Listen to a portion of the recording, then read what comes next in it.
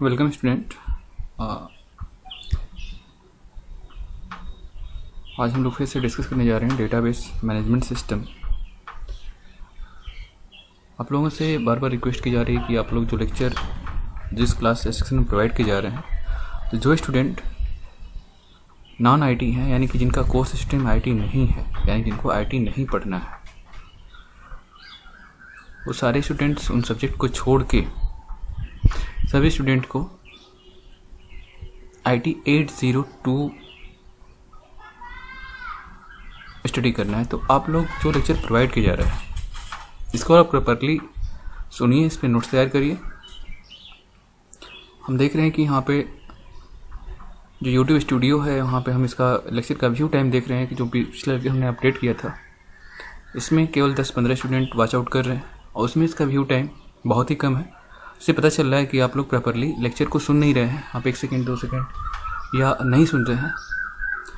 तो आप लोगों से बार बार रिक्वेस्ट है, हम लेक्चर अपडेट कर रहे हैं, तो अपडेट करने के साथ साथ आप लोगों की रिस्पॉन्सिबिलिटी बनती है कि यहाँ पे कोविड-19 की वजह से, कोरोना वायरस की वजह से लॉकडाउन देश में चल रहा है, तो इसकी वजह से आप लोगों की क्लासेज नहीं चल पा रही हैं। तो आप लोगों की रिस्पॉन्सिबिलिटी बनती है कि कम से कम जो लेक्चर प्रोवाइड किए जा रहे हैं उनको प्रॉपरली आप सुने और सुनने के बाद नोट्स तैयार करें।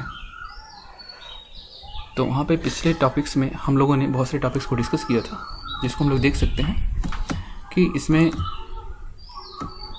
Referential integrity constant, null value constant, entity integrity constant, यानी कि सारे कांस्टेंट हम लोग ऑलरेडी डिस्कस कर चुके हैं। रिलेशनल डेटाबेस मॉडल, तो ये सारी चीज़ें डिस्कस की जा चुकी हैं। तो आप लोगों की रिस्पॉन्सिबिलिटी बनती है कि आप लोग इसको एक बार देखें और देखने के बाद जो प्रॉब्लम्स आप लोगों के सामने आ रही हैं, जो टॉपिक आप लोगों को समझ में नहीं आ रहा है, तो उसके लिए लेक्चर को फिर से रिवाइंड करके सुने।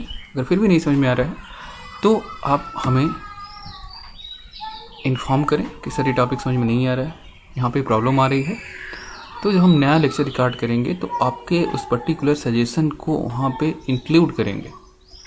तो हम यहाँ पे अपना हम कॉन्टैक्ट नंबर प्रोवाइड कर दे रहे हैं कि जिन स्टूडेंट को कोई प्रॉब्लम आ रही है, तो फर्स्ट ऑफ ऑल वो हमें अपनी प्रॉब्लम को शेयर करेंगे। सर मुझे समझ नहीं आ रहा है या प्रॉब्लम आ रही है, इसको कैसे हैंडल किया जाए।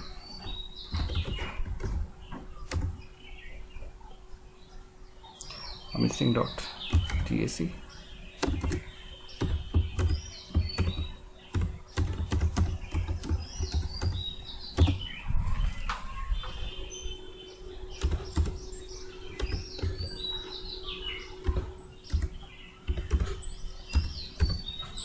देखिए, मेरा ईमेल आईडी है और ये व्हाट्सएप नंबर है। तो अगर आप लोगों को कोई प्रॉब्लम आ रही है तो आप हमें या तो ईमेल कर सकते हैं अपनी प्रॉब्लम का स्नैपशॉट लेके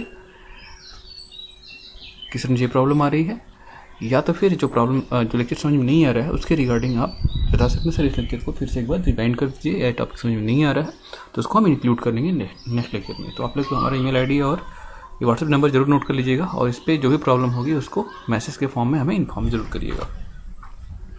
ओके, तो पिछली क्लासेस में जो कंटेंट डिस्कस किए गए थे,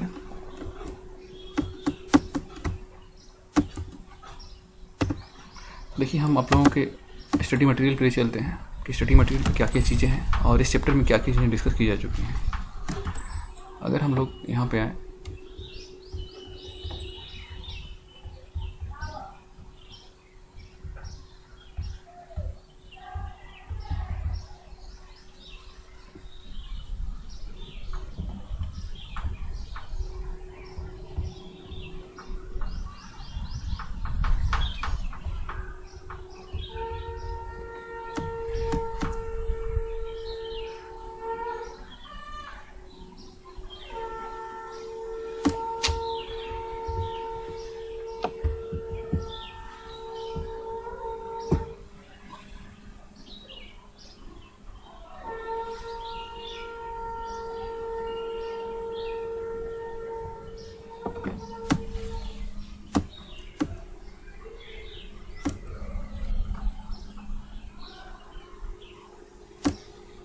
हमें दिखाना है कि जो आप लोग का चैप्टर्स है, देखिए यहाँ पे डेटाबेस कंसेप्ट में इंट्रोडक्शन आप लोगों का हो चुका है, लेक्चर के फॉर्म प्रोवाइड किया जा चुका है आप लोगों को लेक्चर इसका। बेसिक कंसेप्ट एंड डिफिनीशंस ये भी हो चुका है। Need for database, database management system, characteristic of database management system, types of users and database, advantage of using DBMS approach, limitation of using the DBMS approach, ये सारी चीज़ें discuss की जा चुकी हैं। Then we discuss about the relational database management system, EF Codd का model हमने discuss किया और उसको एग्जाम्पल के फॉर्म में आप लोगों को समझाने की कोशिश भी की गई। तो इसमें जो लास्ट टॉपिक बचता है SQL स्टेटमेंट्स, ये डिस्कस करना है। और रिलेशनल डेटाबेस मैनेजमेंट सिस्टम में या डेटाबेस में SQL बहुत इंपॉर्टेंट होता है और इस टॉपिक को हम लोग आज डिस्कस करेंगे। तो first of all we need to understood what is SQL। देखिए, अगर SQL का फुल फॉर्म अगर हम लोग डिफाइन करें तो SQL stand for structured query language.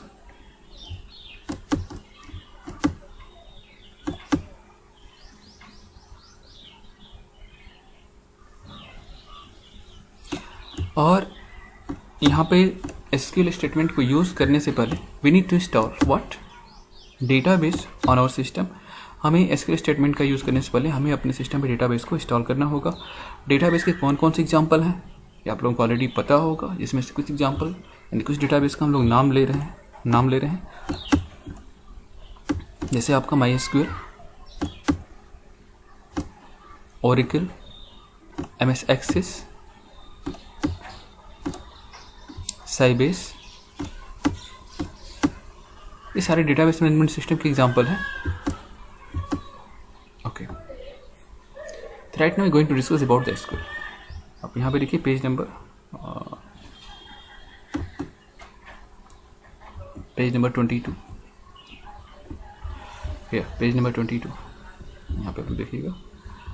SQL language that use to manage data store in RDBMS comprise of data definition language and data manipulation language, DDL and DML.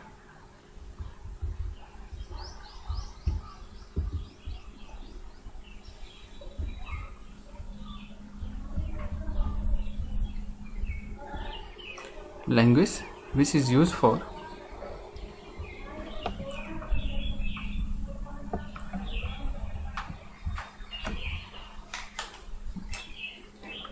इसकी दो लाइनें काफ़ी important है। SQL language that use to manage the data stored in the RDBMS, it's comprise of data definition language, DDL and DML.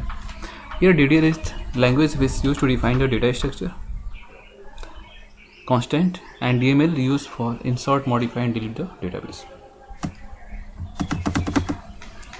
तो सबसे पहले हमें करना होगा कि हमें डेटाबेस मैनेजमेंट सिस्टम में SQL स्टेटमेंट को यूज़ करने के लिए first of all we need to install the database management software.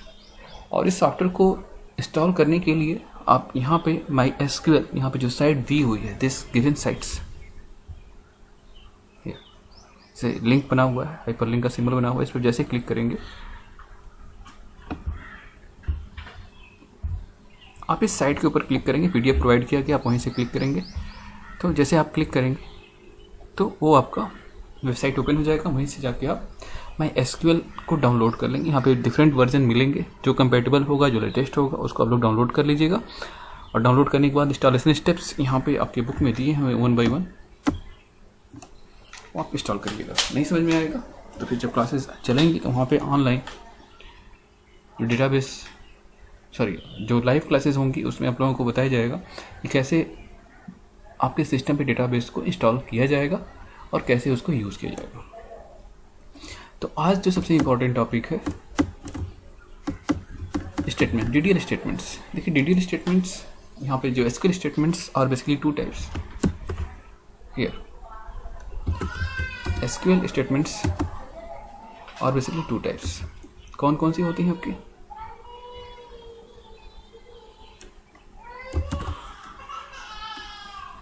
SQL stand for structured query language, मुझे बताना ना पड़े, आप लोग ऑलरेडी जानते होंगे इसके बारे में।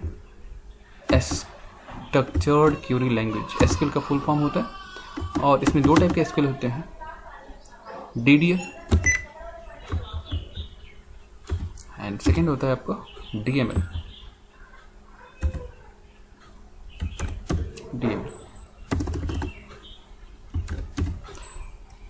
तो what means by DDL? DDL stand for data definition language and DML stand for data manipulation language. यहाँ इसको हम लोग फुल फॉर्म इसका राइट डाउन करना हो या पूरा डिफाइन करना हो, डेटा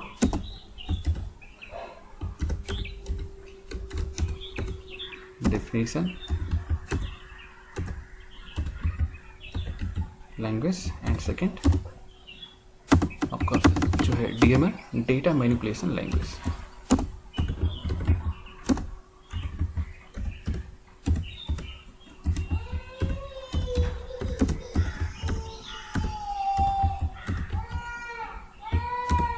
ओके, यहाँ पे DDL स्टेटमेंट, तो DDL statements data definition language जो होती हैं जिनका यूज़ करके हम लोग डेटाबेस ऑब्जेक्ट को क्रिएट करते हैं।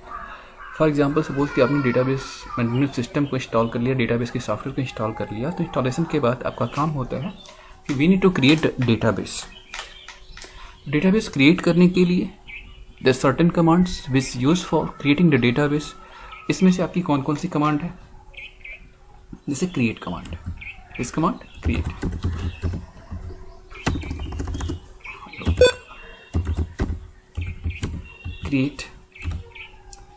Create table,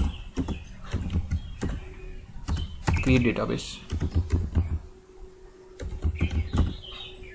okay, create database command database को क्रिएट करने के लिए, create table,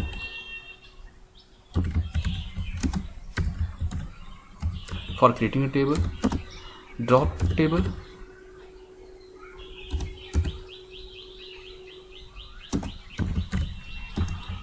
for dropping the table,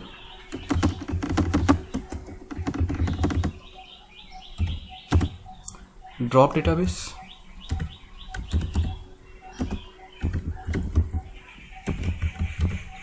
okay, create database, create table, drop database, add constant,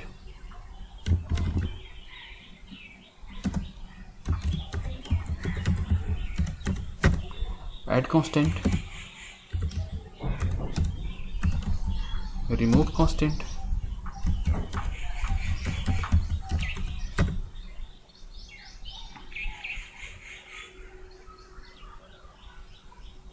okay.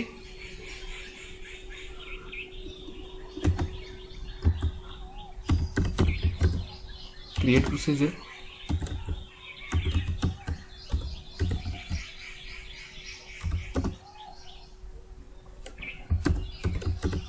Alter table. Sir examples बहुत सारे ऐसे स्टेटमेंट्स हैं जो DDL स्टेटमेंट के फॉर्म में आती है। दैट मीन्स वो ऑब्जेक्ट या डेटाबेस ऑब्जेक्ट जिन कमांड की हेल्प से क्रिएट किए जाते हैं उनको हम लोग DDL कमांड कहते हैं, DDL data definition language. That means we are use for creating the database object, modifying the database object, removing the database object. तो यहाँ पे हम लोग क्रिएट डेटाबेस इसका यूज़ करके डेटाबेस को क्रिएट करेंगे, क्रिएट टेबल इसका यूज़ करके हम लोग टेबल को क्रिएट करेंगे, drop table by using this statement we can drop a table, drop database command here by using this command we can drop database, add constant. आप लोगों को बताया गया प्राइमरी की, फॉरेन की, ये सब कांस्टेंट होते हैं, इनको हम लोग ऐड या रिमूव कर सकते हैं। यूनिक की कांस्टेंट है, रिमूव कांस्टेंट, हम पर्टिकुलर फील्ड से किसी कांस्टेंट को रिमूव कर सकते हैं। क्रिएट प्रोसीजर्स, अगर आप एसक्यूएल स्टेटमेंट यूज़ कर रहे हैं, advance database management system use कर रहे हैं, तो वहाँ पे जो क्यूरीज होती हैं उनको हम लोग क्रिएट कर सकते हैं। अल्टर टेबल, टेबल में फील्ड को, एक नई फील्ड को ऐड करना, नंबर्स आप फील्ड को ऐड करना या रिमूव करना, ये सारे काम आप कर सकते हैं। और डिफरेंट काइंड ऑफ स्टेटमेंट होते हैं, लेकिन इनका मोटिव यही होता है what, interacting with the database object. वो डेटाबेस ऑब्जेक्ट इंटरेक्ट करते हैं। सेकेंड होता है आपका DML, data manipulation language. Data manipulation language ये कब काम करती है? जब आपके डेटाबेस ऑब्जेक्ट क्रिएट हो जाते हैं। सपोज करिए आपने डेटाबेस को क्रिएट कर लिया, उसके अंदर बहुत सारे टेबल्स चाहिए, तो आपने टेबल को क्रिएट कर लिया। फॉर एग्जांपल कंसिडर करिए आपने अपने स्कूल का एक डेटाबेस क्रिएट किया, my school, and in my school you have created different table. For example, you created student table, you created teacher table, you created department table, you created library table, fees collection table. ये जो सारे tables हैं, unit test table, unit first, unit second, half yearly examination table से, ये different tables जैसे requirement होंगी उसके regarding आप टेबल क्रिएट करेंगे तो वहाँ पे जो क्रिएट स्टेटमेंट है वो आपके लिए हेल्पफुल होंगी। जो नेक्स्ट टाइप की कमांड्स होती हैं, DML, डेटा मैनिपुलेशन लैंग्वेज, इनका मेन मोटिव होता है कि जो डेटाबेस ऑब्जेक्ट में आपने क्रिएट कर लिया, डेटाबेस ऑब्जेक्ट को क्रिएट कर लिया, उसके साथ इंटरेक्ट किया जाए। फर्स्ट इसमें आता है इंसर्ट कमांड।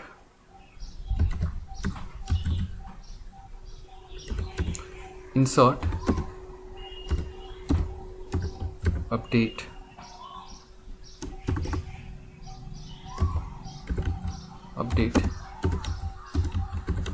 डिलीट,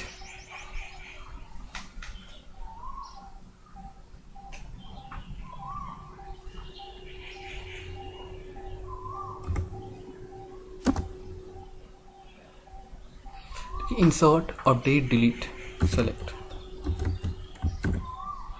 Here एक कुछ बहुत पॉपुलर कमांड्स हैं जिनका हम लोग use as a DML, data manipulation language में करेंगे। तो DML, सपोज कि आपने टेबल क्रिएट कर लिया, उस टेबल में कोई डेटा इंसर्ट करना है तो आप इंसर्ट स्टेटमेंट का यूज़ करके आप उस पर्टिकुलर टेबल में कुछ वैल्यू को इंसर्ट कर सकते हैं या नई वैल्यू को ऐड कर सकते हैं। नेक्स्ट है आपको update statement. Update statement basically use for updating the records in particular table, यानी कि जो अपने रिकॉर्ड एक टेबल में इंसर्ट कर रखा है या जो रिकॉर्ड स्टोर है उसकी वैल्यू को चेंज करने के लिए हम अपडेट स्टेटमेंट का यूज़ करते हैं। सपोज करिए कि स्टूडेंट टेबल है जिसमें आपका नेम, एड्रेस, कॉन्टैक्ट नंबर, ये सारी चीज़ें स्टोर हैं। अगर आप अपना एड्रेस चेंज करवाना चाहते हैं तो how you can change your address, और उस एड्रेस को चेंज करने के लिए किस कमांड की जरूरत होगी। In that case we are using the update commands. तो उसका सिंटैक्स होगा, जब हम इसको डिटेल में डिस्कस करेंगे सारी चीज़ें डिस्कस होंगी। नेक्स्ट है डिलीट। डिलीट कमांड और use for deleting the records. देखिए यहाँ पे डिलीट और ड्रॉप में अंतर होता है। डिलीट स्टेटमेंट्स और ड्रॉप स्टेटमेंट में डिफरेंस होता है। डिफरेंस क्या होता है? Delete statement use for deleting a particular record within your table, where the drop statement, suppose drop table statement, और use for dropping the database object. अगर आपने ड्रॉप टेबल किया तो पूरा का पूरा स्टूडेंट टेबल ही गायब हो जाएगा। लेकिन आपने delete from student where roll number is equal to 1, अगर आपने ऐसा किया तो इसका मतलब क्या हुआ कि इसमें जो स्टूडेंट टेबल है उसमें रोल नंबर 1 के रिकॉर्ड को पूरा का पूरा रिमूव कर दिया जाएगा, डिलीट कर दिया जाएगा, न कि डेटाबेस ऑब्जेक्ट को। इसलिए जो डिलीट स्टेटमेंट है वो किस टाइप का स्टेटमेंट है? DML स्टेटमेंट है। तो डिलीट और ड्रॉप स्टेटमेंट में डिफरेंस पूछा है। What is difference between delete and drop statement? Which one is DDL and which one is DML? तो ऐसे डिफरेंस करके भी क्वेश्चन पूछ लिए जाते हैं और 1 या 2 नंबर के फॉर्म में पूछे जाते हैं। नेक्स्ट है आपका select statement. It is most popular statement in SQL. By using this SQL statement we can retrieve the data from database. ये बहुत पॉपुलर स्टेटमेंट है और मोस्टली इसी का यूज़ किया जाता है कि इस स्टेटमेंट का यूज़ करके हम अपने रिक्वायरमेंट के regarding different kind of data को फेच कर सकते हैं। सपोज करिए कि बहुत सारे डेटा आपके डेटाबेस में स्टोर है, तो वहाँ पे डिफरेंट सिलेक्शन क्राइटेरिया होंगे। सपोज करिए आपका नेम स्टोर है, एड्रेस स्टोर है, कॉन्टैक्ट नंबर स्टोर है। Suppose I want to see what the name of student and his contact number. Then we can use the select statement for retrieving the data, name and contact number of student from student table.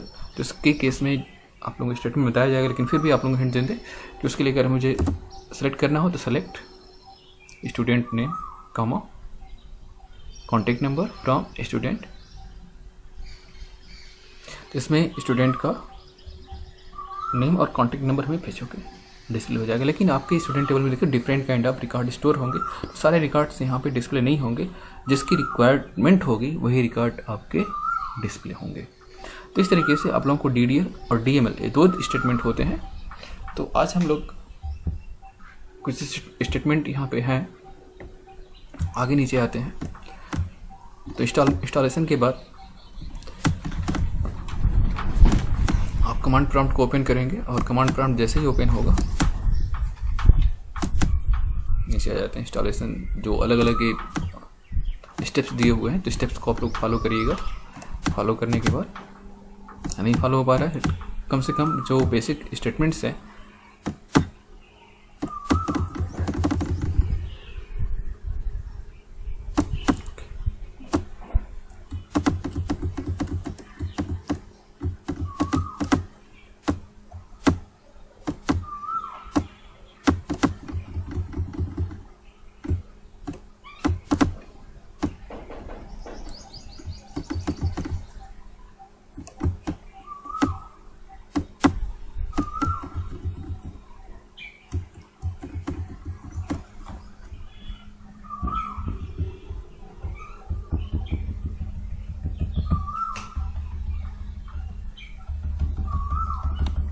देखिए database installation complete होने के बाद हम लोग जो पहला command use करेंगे, that command use for creating the database object.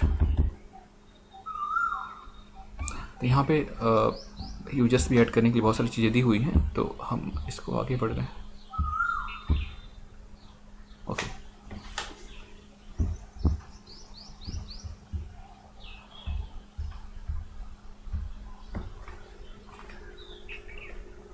देखिए इसमें पहला कमांड है आपका create table command.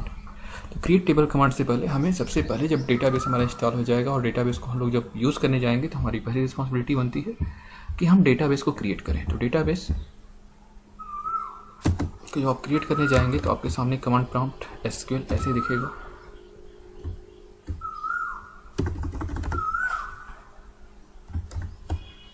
Then after suppose you want to create database for our school, then we type here create database and database name. What is syntax? Create database name. तो whatever your database name, उस database name को हम लोग choose करेंगे। Suppose करिए हमारी database name है, अगर हमारा database name MCRP है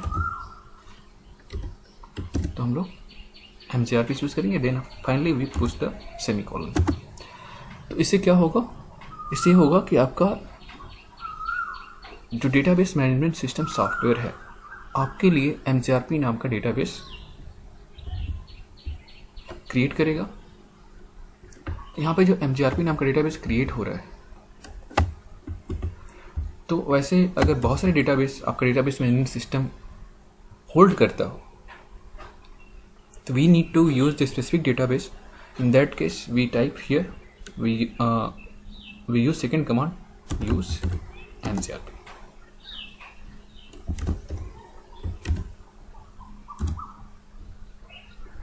यानी कि सपोज करिए कि MCRP का डेटाबेस है और किसी दूसरे लाइब्रेरी का डेटाबेस है, MCRP स्कूल का डेटाबेस है, MCRP स्टूडेंट का डेटाबेस है, लाइब्रेरी का है, स्टाफ का है, ऐसे करके अलग अलग डेटाबेस वहाँ पे पड़ा हुआ हो और हमें MCRP डेटाबेस इंटरेक्ट करना हो तो we need to use this command use MCRP। तो what is use MCRP? That means we are going to use the MCRP database. इसके बाद MCRP मुझे क्या करना है? We need to create the table.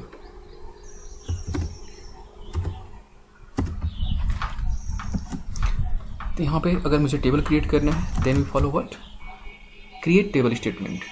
अब हम डेटाबेस को यूज़ करें उसमें हम table create table statement use कर सकते हैं। हियर क्रिएट टेबल नेम देखिए यहाँ पे एक कांस्टेंट दिया हुआ है, तो create table command use for creating new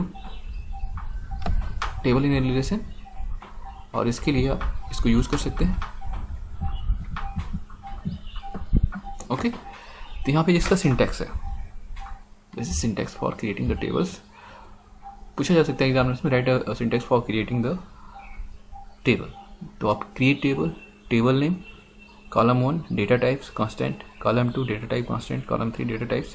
तो यहाँ पे आप लोग देख रहे हैं कि फाइनली हमें विद इन ब्रैकेट्स कितने कॉलम होंगे, डेटा टाइप क्या होगा, कांस्टेंट है तो डिफाइन करेंगे, नहीं इतने डिफाइन करेंगे, कॉमा लगाएंगे, सेकंड कॉलम, थर्ड कॉलम, जितने कॉलम हमें रिक्वायर्ड होगा उतना हम प्रेस करते जाएंगे। जो लास्ट वाला कॉलम होगा इसके बाद कोई कॉलम ऐड नहीं करना, तो यहाँ पे कॉमा नहीं लगाएंगे और ब्रैकेट क्लोज करेंगे और फाइनली यहाँ पे सेमी कोलन प्लेस करेंगे।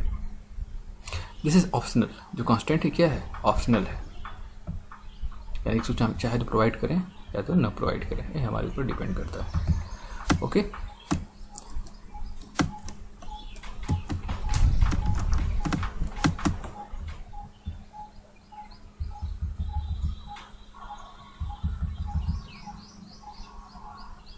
then talking about the data types, SQL statement है, आप देख रहे हैं ऊपर यहाँ पे कॉलम नेम डेटा टाइप्स। तो डेटा टाइप्स मतलब किस टाइप का डेटा, हमारे टेबल की जो फील्ड है, फील्ड का डेटा टाइप होगा। यहाँ पे कुछ डेटा टाइप्स यहाँ पे नीचे दिए हुए हैं, तो इसको हम लोग एक करके देखेंगे। Char means character, N means number, कितने कैरेक्टर हमारे डेटाबेस का फील्ड होना चाहिए, यानी कितने कैरेक्टर एक्सेप्ट करेगा। अगर हमने कार N5 किया that means it accept data at fix length. जैसे यहाँ पे हमने डेटा टाइप 5 एक्सेप्ट किया, that means we must occupy the 5 character space in our database.